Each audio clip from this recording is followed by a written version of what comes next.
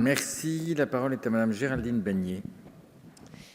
Monsieur le ministre, l'augmentation de 2800 postes au primaire, qui se justifie par la priorité mise sur la lecture et les acquis fondamentaux, est positive et devrait permettre de répondre à l'objectif fixé.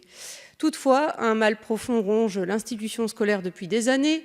Le métier de professeur ne fait plus rêver et le recrutement de titulaires est en crise. En 2017, seuls 36% des postes d'allemand étaient pourvus, 37% des postes de lettres classiques, 71% des postes d'anglais, 74% des postes de mathématiques et 88% des postes de lettres modernes.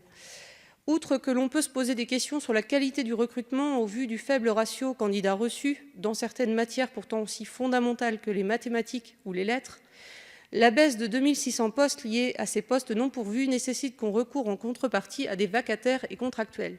Cela renforce une précarisation des personnels de plus en plus visible dans les établissements. Certains des contractuels sur le terrain avancent par ailleurs, à tort ou à raison, qu'au moment où la loi Sauvadet contraint l'État à la transformation de leur contrat en CDI, il leur est étrangement plus difficile de trouver un nouveau poste à la rentrée et ils ne peuvent plus alors bénéficier de la loi.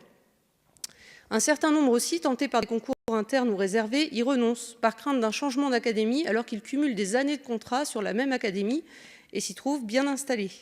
Ils sont nombreux à s'installer pour longtemps, par conséquent, à côté des titulaires, dans une précarité de longue durée. Les équipes éducatives sont par conséquent de plus en plus constituées de personnel assez peu stable et aux statuts différents. On sait d'ailleurs à cet effet qu'il est question depuis longtemps de réserver au lycée des postes d'agrégés. Qu'en est-il ? Par ailleurs, les mesures de revalorisation de carrière ont été les bienvenues pour pallier cette crise profonde du recrutement, mais peuvent-elles suffire à redonner de l'attractivité à un métier dont l'image a été singulièrement écornée en 30 ans par la complexité accrue des conditions de travail, faits de violence, classes surnuméraires, relations parfois complexes avec certains élèves ou parents? Que prévoit donc le gouvernement pour remédier de façon efficace et pérenne à ces problèmes de recrutement, alors que l'éducation reste le pilier indispensable et la priorité de notre démocratie pour former à la citoyenneté et aux valeurs de la République? Merci pour votre volontarisme. Merci. Monsieur le ministre, vous avez la parole. Monsieur le Président, Mesdames et Messieurs les députés, Madame la députée Géraldine Bannier, merci pour cette question qui fait le lien avec des questions précédentes et on voit bien ce soir que la question de l'attractivité du métier enseignant est une question centrale à juste titre. Il n'y a pas de système scolaire sans un métier de professeur au centre du système. J'ai dit tout à l'heure que les systèmes scolaires étrangers qui fonctionnaient le mieux étaient ceux qui se caractérisaient par le phénomène de la confiance. Eh bien, cela correspond aussi au système où on a le professeur au centre, avec un prestige de la fonction professorale, avec une bonne rémunération de la fonction professorale et un réel prestige social de cette fonction. Il n'y a donc pas un seul facteur qui permettra de rebondir en la matière, mais une pluralité d'éléments qui créeront un climat. Ce climat, je suis évidemment très mobilisé pour le créer. D'abord, par le discours ministériel sur ces sujets. La première chose que j'ai faite en arrivant comme ministre de l'Éducation nationale a été d'exprimer ma confiance dans les professeurs de France. Mon message à la société française, c'est ce respect pour les professeurs. Les professeurs sont respectés, les enquêtes le montrent. La société française aime ses professeurs, mais les professeurs parfois se sentent mal aimés et nous avons à changer cet état d'esprit. Cela passe par des mesures en matière de climat scolaire.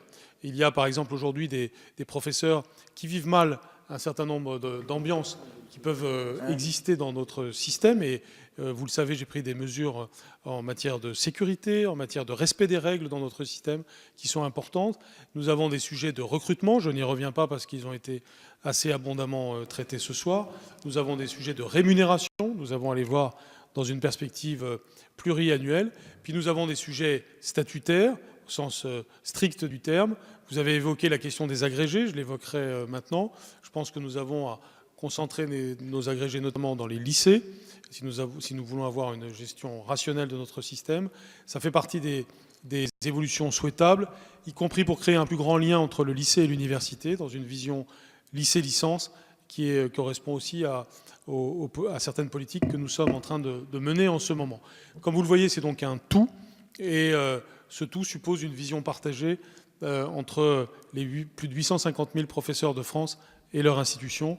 C'est le chemin que nous prenons. Merci.